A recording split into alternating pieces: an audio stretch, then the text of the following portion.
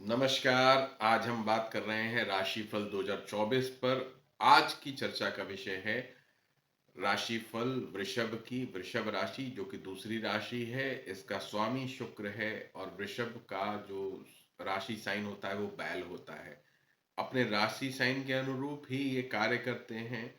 इनको आप गाइड नहीं कर सकते हैं, ये अपने हिसाब से ही चलते हैं। ये आपकी बातें नहीं सुनेंगे या नहीं मानेंगे। परिश्रमी काफ़ी होते हैं, परंतु ना सुनने का ये जो एटीट्यूड है, इसके कारण इनको जीवन में अपने थोड़ी-सी दिक्कत उठाना पड़ता है। इनको किसी एक योग्य व्यक्ति की बातों को सुनना चाहिए। ये सलाह को भी अपने ऊपर कमेंट की तरह मानते हैं, मतलब उसको क्रिटिसिज़्म की तरह मानते हैं। आप उनको कोई सलाह देंगे तो ये क्रिटिसिज़्म की तरह उसको लेंगे और सामने वाले से जो सलाहकार है, उसी से बैर कर लेंगे।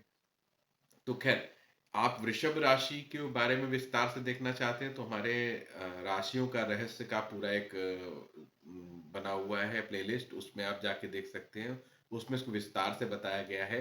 अब हम बात करेंगे वृषभ राशि 2024 में कैसे फलित होगी। तो जिस समय 1 जनवरी 2024 होगा, तो आपके 12वें भाव में देवगुरु बृहस्पति रहेंगे, एकादश भाव में राहु रहेंगे और दशम भाव में शनि रहेंगे। इन तीनों का बहुत बड़ा रोल रहेगा इस पूरे में। 1 मई को आपकी राशि में यानी कि वृषभ राशि में ही देवगुरु बृहस्पति मेष से आएँगे। उसके बाद का समय तो आपका बहुत बढ़िया है। इस समय अगर आप शुरुआती दौर के 3-4 महीनों की बात अगर हम करें, तो अगर आप विदेशों से जुड़ी हुई चीज़ों में काम करते हैं, तो आपके लिए अच्छा है।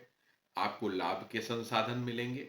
कुछ चीज़ों में आपको बहुत अच्छा लाभ मिल सकता है धन से रिलेटेड, और गूढ़ विद्याओं में, रहस्यमयी विद्याओं में आपका रुझान हो सकता है। उसके बारे में आप पढ़ सकते हैं या किसी गुरु के सानिध्य में जाके ध्यान या योग को सीख सकते हैं, या ज्योतिष में इस समय रुझान बढ़ सकता है आपका। एकादश भाव में जो राहु रहेंगे वो आपको पूरे वर्ष लाभ देंगे। आपके आय के स्रोत में वृद्धि होगी। साथ ही मित्र एवं भाई आपको लाभ देंगे।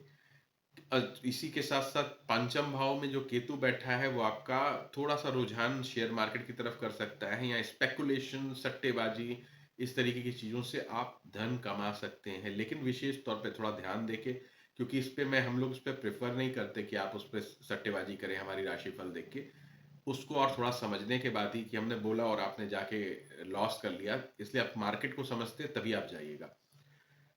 अब बात करते हैं शनिदेव की। शनिदेव दशम भाव में बैठेंगे, जो कि शश नामक महापुरुष योग, पंच महापुरुष योग बना रहे हैं, जो कि बहुत ही अच्छा है। इससे आपको पद और प्रतिष्ठा मिल सकती है। जिस भी फील्ड में आप काम कर रहे हैं उसमें प्रमोशन मिल सकता है। आपके आय के स्रोत बढ़ेंगे और आपके वर्किंग एरिया, चाहे आप व्यापार करने वाले व्यक्ति हैं, चाहे आप नौकरी करने वाले व्यक्ति हैं, उस जगहों पे आपकी रिकॉग्निशन बढ़ेगी। सम्मान की प्राप्ति हो सकती है सरकार द्वारा, अथवा आसपास के व्यापार मंडल द्वारा, या किसी भी तरीके का सम्मान जो मतलब प्रदेश लेवल पे हो या देश लेवल पे हो, वो आप उससे विभूषित हो सकते हैं। जो अभी तक आपका विचार रहा है जिस तरीके का काम करने का, उससे अच्छा कार्य आपका हो सकता है।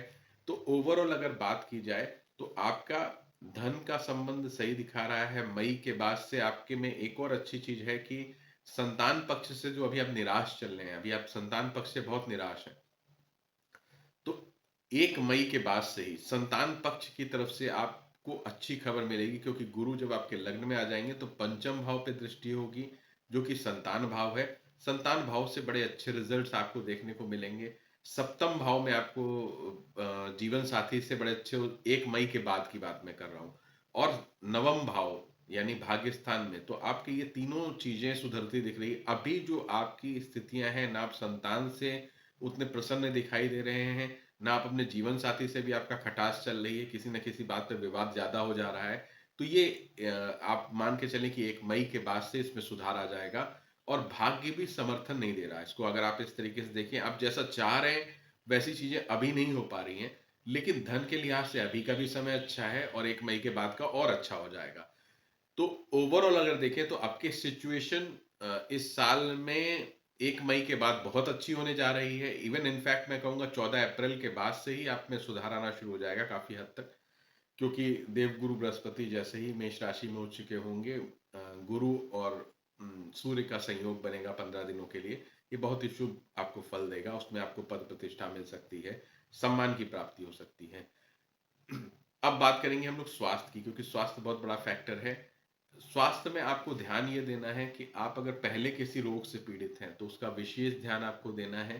साथ में लोअर बैक पेन आपको परेशान कर सकता है, और जॉइंट पेन्स, ये आपको एक नया नहीं है तो शुरू हो सकता है, और अगर चल रहा है तो वो बढ़ सकता है। इस पे आपको ध्यान देना है। पूजन पाठ में आपको राहु और केतु से संबंधित उपचार करने चाहिए।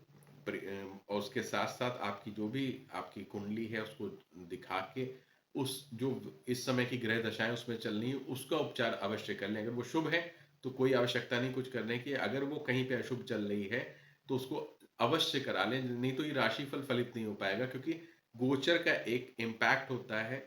अगर आपकी दशा फल अच्छा चल रहा है तो ये अक्षरशः सत्य होगी बातें हमारी।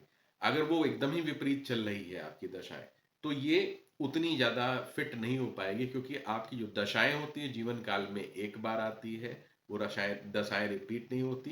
तो दशाओं का फल ज़्यादा माना गया है, इसलिए दशाओं को शुभता की तरफ ले जाएंगे तो आपकी चीज़ें अपने आप ही, ये गोचर में जितनी अच्छी चीज़ें बताई गई वो सब आपको मिलेगा।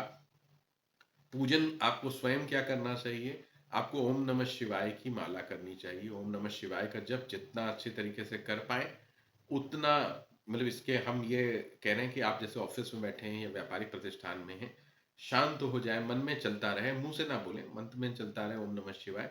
बहुत ही अच्छा, आपको अभी शांति की आवश्यकता है, अभी आप शांत नहीं हैं, अंदर से आपके अंदर बहुत सारे विचार हैं, चाहे वो अपने पारिवारिक क्षेत्र से रिलेटेड हों, पुश्तैनी संपत्ति विवाद हो, कई चीज़ें आपके दिमाग में चल रही हैं, वो सभी चीज़ें सॉर्ट आउट होगी 1 मई के बाद। आप थोड़ा-सा, इतनी देर आपने धैर्य रखा है, अभी और थोड़ा-सा रखें, इसके बाद सारी चीज़ें अच्छी हैं। वृषभ राशि के लिए इतना ही। अब कल हम लोग बात करेंगे मिथुन राशि की। नमस्कार।